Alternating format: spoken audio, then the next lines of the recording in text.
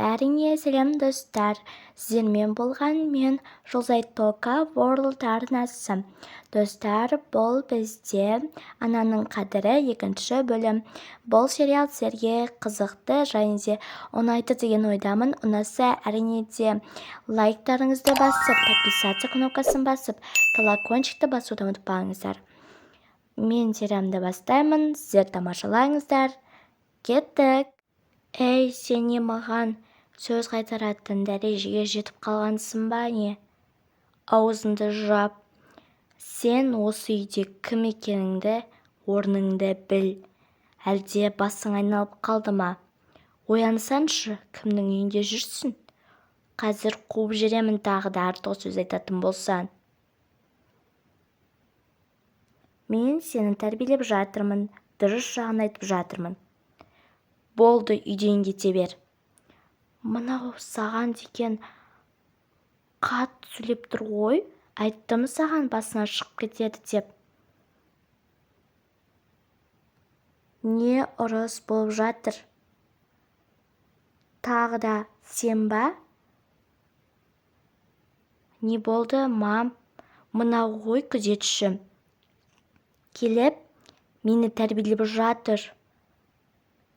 Бұл кім мені тәрбиелейтін? Бірінші өз бала-шағасына тәрбиелеп алсын, біреудің баласын тәрбиелеп. Ей қыз, сен керісінше осы ағайды сыйлауың керексің. Бұл біздің күтушіміз болса да, күзетшіміз болса да, сен оны құрметтеуі керексің, ұқтың ба? Барлығын құрметтеу керексің. Ол сенен үлкен. Мам, неге мыналардың сөзін сөйлеп тұрсыз? Жарайды, енді маған сөйлеуші болмаңыз. Кеттік, подруга.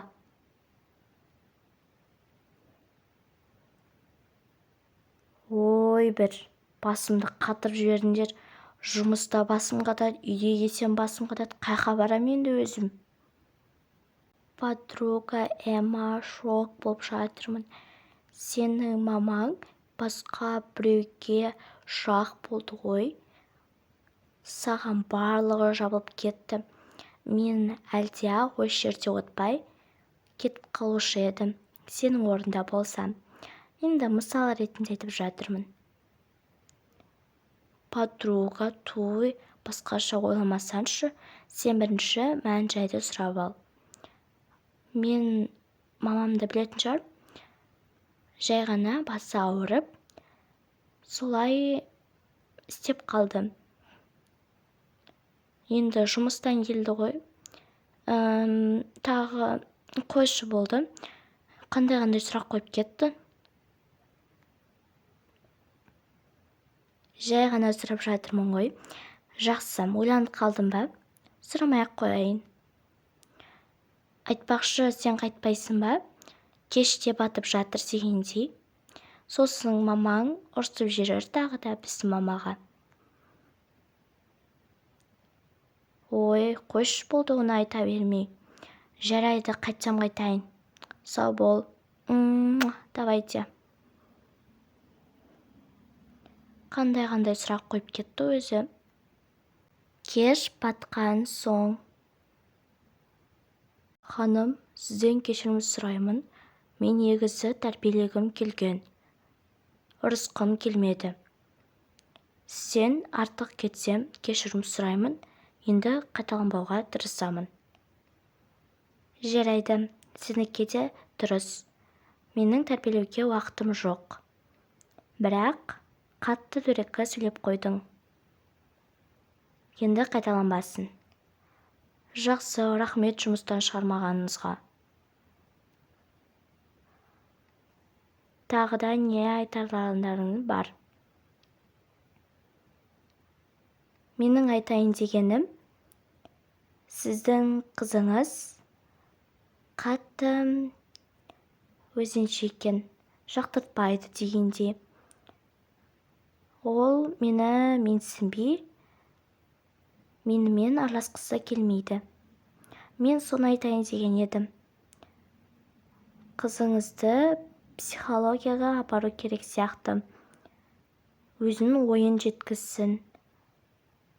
Оның ойын ешкімге айтпайтын сияқты. Мені менсінбейді. Мен онымен қалай тіл табысатынымды білмеймін. Жарайды, ол қызбен сөйлесемін. Ал тағы да ол қыздан қандай минустар бар? Менен ешқандай минус жоқ. Тамақтарды жейді. Кейбір кезде ұнамайтын тамақтарды жемейді. Енді оған ұнайтын тамақтар жасауға тырысатын боламын. Мен кешкі асты істеп жатырмын. Жарайды, ендеше айлықтарымды берейін. Мынау күзетшіңкі, айлық. Мынау аспазшыңкі. Ал мынау күтушіңкі. Мінекей, ала қойыңыз. Ендеше жұмыстарыңызға кірісе беріңіздер. Жақсы, тағы да кешірім сұраймын. Жарайды, ендеше мен тамама кеттім. Жақсы. Доча үстінен өте көп жалбылар түсіп жатыр. Неге мені ұятқа қалдырасың? Үй қызметшілері де жалбы жасап жатыр. Алдыңғы апта апайларын жалбы жасап жатыр. Не ол мені ұятқа қалдырып жатсың сен? Сабаққа бармадың. Бүгін де бармаған шығарсың. Үйде ұрсып отыра бересің. Бүгін бармадым. Мам, неге олардың сөздеріне мән бересіз? Бұл сіздің өміріңіз. Және мен қандай болсам да өзім білем. Мен сабаққа барғым келмейді. Доча, сабаққа барасың, болды. Және де телефоның енді менде болады. Сабаққа барған соң және мінезіңді түзеген соң беремін. Сол кезде аласың, ұқтың ба? Және де саған ақша жоқ. Еш жаққа қыдырмайсың. Сабаққа барып, үйге келіп, жақсылап мінезіңді дұрыстайсың. Мам, не ол сіздікі? Әкеліңіз, мен телефонсыз қалай өмір сүремін?